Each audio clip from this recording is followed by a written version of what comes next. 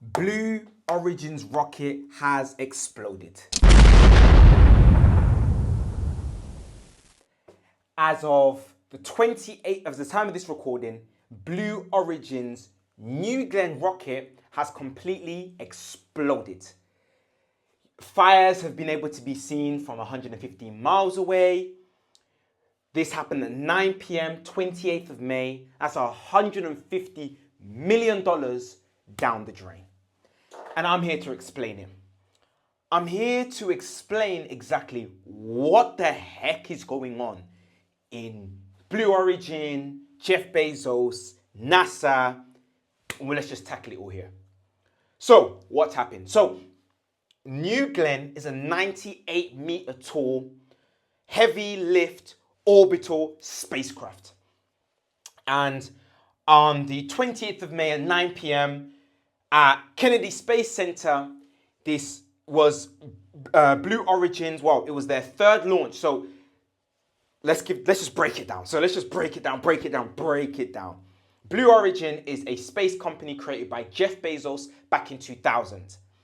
He created this space company for space exploration.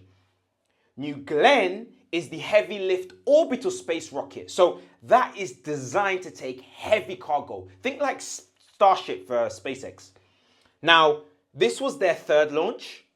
Their first launch was a practice launch. Their second launch, they put satellites in the air, but they kind of messed up. And this was their third launch, and it was what we call a fully loaded launch. So this was full fuel, fully fueled up. We're talking thousands of tons of fuel. And it had a lot of satellites that Jeff Bezos needed to take up for Amazon. And unfortunately, it blew up. We are talking about a $150 million rocket here. Now, that's not the only cost here. It's not just $150 million that's the cost. It's the fact that this is a reusable rocket. This is something that's supposed to be reused about 40 times over. New Glenn is supposed to go up and then come down, up and then go down about 40 times. So the loss is not just $150 million to build it. We're talking about the loss of the capital of this going up and then and delivering satellites and delivering on contracts and delivering on all of, on government contracts and private contracts. There is so much capital that's been lost here. We're talking billions of dollars in potential loss of revenue because of that one rocket blowing up. The fires of that rocket were able to be seen from around 115 miles away. So in Florida, these were able to be seen from far, far, far, far away. Now, a lot of people may have heard about Jeff Bezos, and a lot of people may have heard about Blue Origin, or just Blue Origin in general. But who is the man behind it? This is the man behind it. It's Jeff Bezos. As a lot of you know, he's the Amazon founder. His net worth is about $200 billion plus, 100 and I think even around $200 billion plus at the time of this recording, give or take 50 billion. And Jeff Bezos actually opened up Blue Origin back in 2000, so a long time ago, and the year 2000. And he's had kind of one main goal, which is build a road to space. That kind of falls into three categories. Number one, Jeff Bezos' first goal behind Blue Origin is to move heavy industry off Earth to preserve Earth. So these are things like data centers.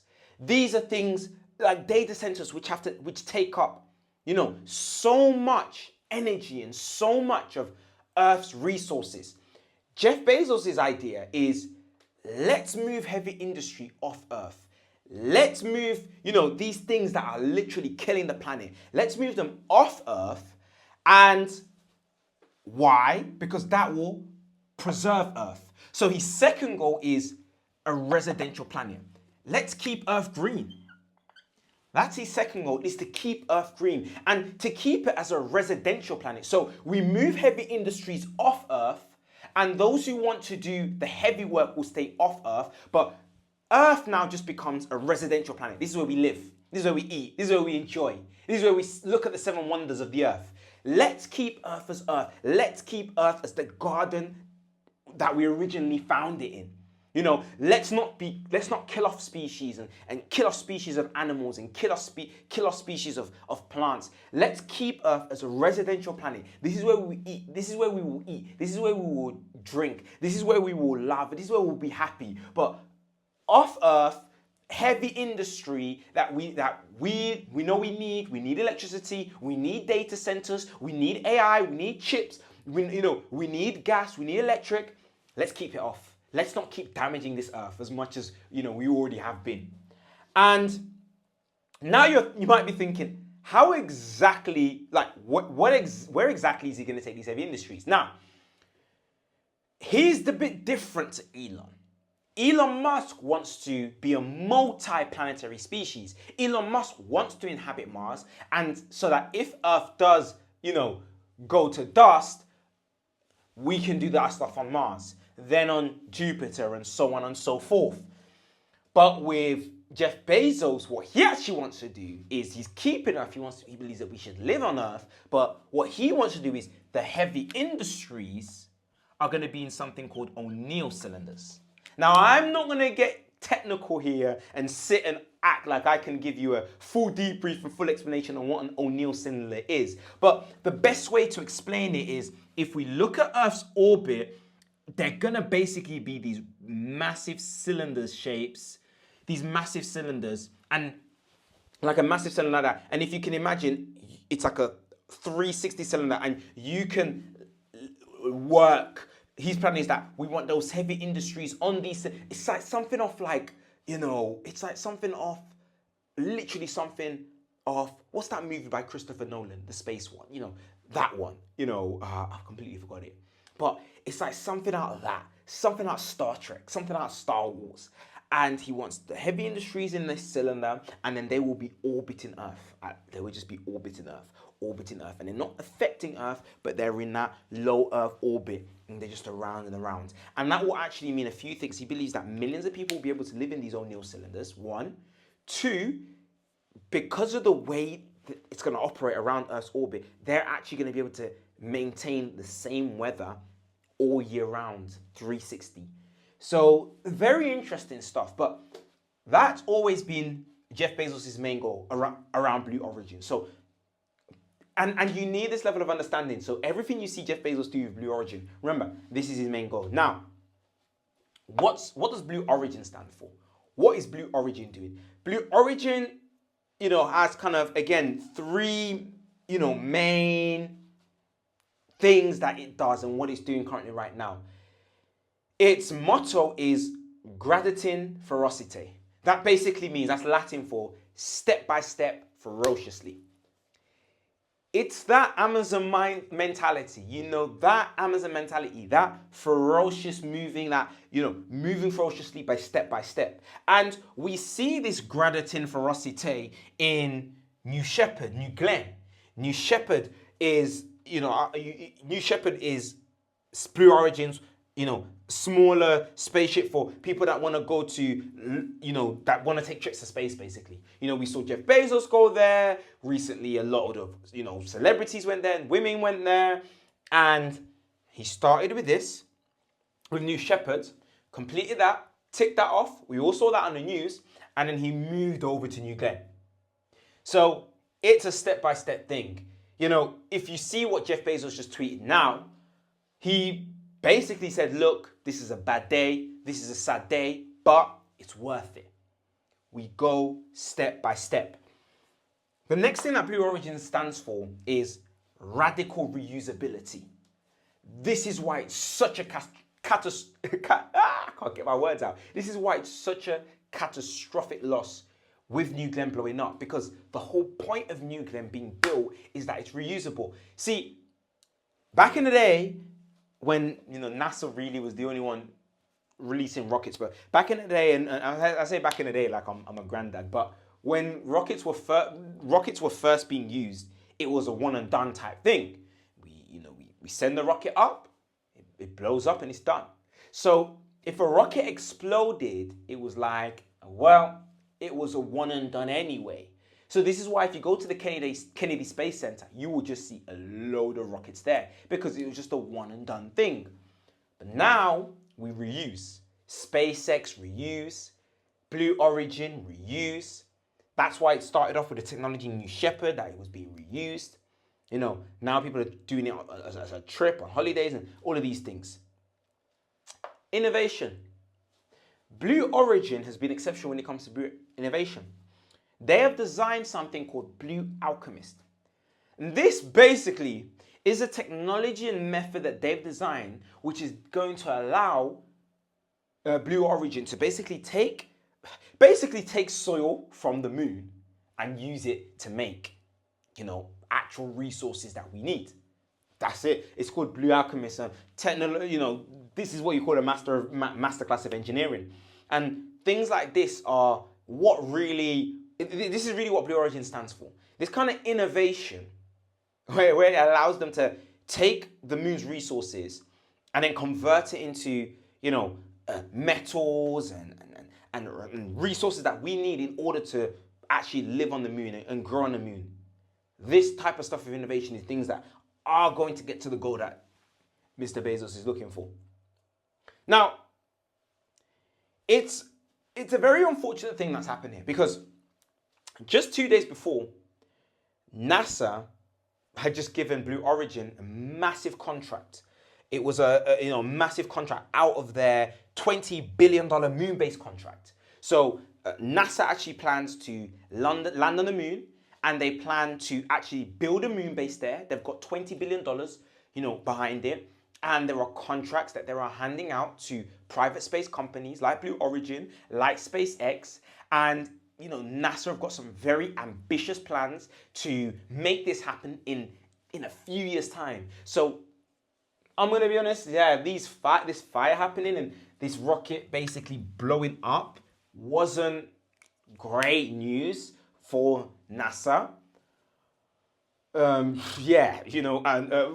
great news for NASA or Jeff Bezos. But the good thing about Jeff Bezos is, and he really encapsulated it well. He said, look, it was a bad day, but if you look at one of his recent tweets, he said, it's worth it. It's worth it. Space exploration is worth it. Why has Jeff Bezos, a multi-billionaire, someone who has enough wealth, not just for his generation and the generation after that.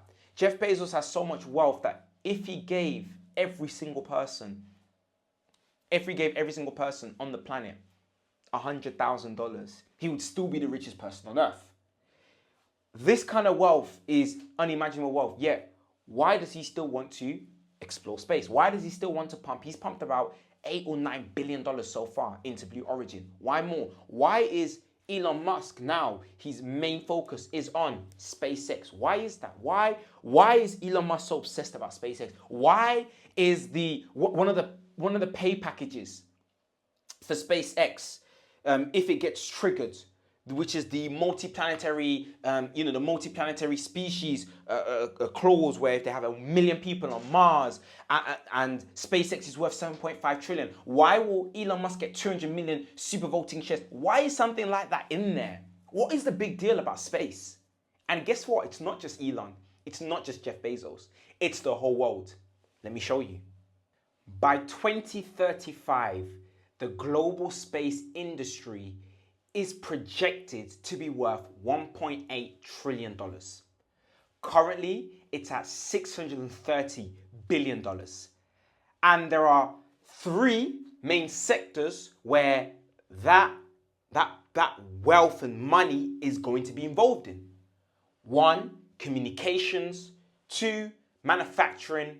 And 3, logistics. What we've seen is public and government funding is dying down, and we're moving away from public and government funding to private and commercial funding. What am I trying to say here? Do you remember that big hype when we finally hit the moon, when NASA hit the moon, that was over 50 years ago. Most space exploration, the International Space Station, and all of these different things was done with government funding. But we're moving away from that. The likes of Elon Musk, the likes of Jeff Bezos that I've just spoken about, they are pumping in billions and billions and billions into space exploration. And it's not just them. But in this, I kind of want to just speak about, like, where is most of the money going into? What is this global space economy? Because right now we're hearing bits about it, but it's not just the Elon Musk and Jeff Bezos. There are a lot of companies who are pumping money in, and there are a lot of initiatives happening. There are kind of four main areas I want to break down from these main three. And the first one I want to really touch on is communications. We've all, communications and satellites. This is big money. Data. Satellites in the air mean we can start communicating with those unconnected rural areas. Maritime, so this is crucial for ships and aviation like planes. Companies like Starlink right now are doing a fantastic job at this. Starlinks are being installed on airplanes, and people are now getting better data on a plane than they are on Earth because of things like Starlink. Rural areas, people who live in Australia, in the outbacks and rural areas all over the world are getting amazing service. Even in America, while they're on a road trip, people are putting Starlinks on the back of their trucks and they're getting way better service than they are at home. Maritime, aviation, maritime, so ships, they don't get any service out there on a, if you've ever been on any kind of cruise or something, you might not get any service, but things like Starlink and Iris 2, which is coming from the EU, which is trying to come and compete with Starlink, are going to do an amazing, thing. And again, this is big money. This is huge money. Communications. And adding on to that in communications is Earth observation and geospatial data. So satellites observing Earth. Satellites can observe crop data. It can observe, it can use infrared technology on satellites, which means that it can see if there are going to be any fires. Do you know how valuable that kind of data is? You don't understand. That kind of data is so valuable for companies, hedge funds, governments, agricultural firms, because if they're able to spot, like, let's talk about, hedge funds. Hedge funds right now are literally using satellites in space to spot when there might be fires at certain crops, and then they will buy future contracts on these company stocks, and they're able to short or long these stocks. Crazy. Instead of waiting time and time for the government to release their data, or instead of waiting, a day or two for the news to say there's fire, if there's real-time imaging of those crops and seeing the fire there, it's big money for hedge funds. It's big news for governments. It's big news for global agricultural firms that have invested billions to know exactly what is happening with their crops. Companies like SatYields are doing a fantastic job at this. Go look them up. They provide real-time data on crops, and they put it in a digestible way for hedge funds. Hedge funds are giving them money so they can figure out what's going on with these crops, because these hedge funds have billions in these agricultural firms. Next, 2, let's talk about supply chain and transport of heavy infrastructure. This is what we're talking about when we're talking about logistics. This is big. Listen, the International Space Station is coming to an end of its operations. So now we're being ushered into private, more commercial space, space hubs, literally. So the private and commercial sectors are coming in to replace them, because you're still gonna have companies, nations who want to take advantage of these stations, but the International Space Station isn't going to be there anymore. So we're going to have commercial stations, even film. These films that you see that are in space and that utilize space, they need a station. So anybody who has a commercial station, anybody who has a station out there that companies that want to do research, nations want to use for research, medical research, and any kind of anything, they've got to pay. You've got to pay whoever has that station. You've got to pay them. You've got to pay so you can have your team come up there. You've got to pay so you can. And look, this is not a rent. We're not talking a house rent here. We're not talking normal house rent. We're talking every day you're there. It's big money, big money, big money. Staying on this topic of, infrastructure and transport, let's talk a little bit about in-orbit servicing and logistics. And this is one of my favorite topics. This is one of my favorite things that I've researched that is going to be huge when it comes to the $1.8 trillion, space economy. Look at a company called Astroscale. They deal with taking away space debris. Think about it. With more satellites, and especially satellites that aren't supposed. Look, satellites have a time span. They're not there forever. With more satellites in low Earth orbit, guess what that's going to mean? More space debris. Somebody's got to take it away. Here comes Astroscale. Satellites are going to need servicing. Satellites are going to need identifying. Satellites are going to need removing. This is going to come at a cost. This is going to usher in a new industry. I would have a close look at Astroscale if you are looking at investing in space and you're trying to understand. They are profitable. They're making millions in profit right now. I think I checked. They're at $43 million in profit last time I checked last year. This is something that is just starting. Now, I spoke about, the need for commercial stations for research. And the reason and the kind of research that's going to be involved is biotech research. Huge. Biotech research, and look, I'm not going to act like I understand what I'm talking about here, but when you look at companies like BioOrbit, they have got orbital labs at these commercial stations for advanced cancer therapeutics. Because, again, I'm not going to try and explain like I know it, but they are doing research where in, no gravity zones, and because human cells react in different ways when there's no gravity, it allows them just to do tests that they wouldn't be able to do while they're on Earth. So companies like BioOrbit are doing research in space for cancer. Can you imagine? It's crazy. Microgravity manufacturing.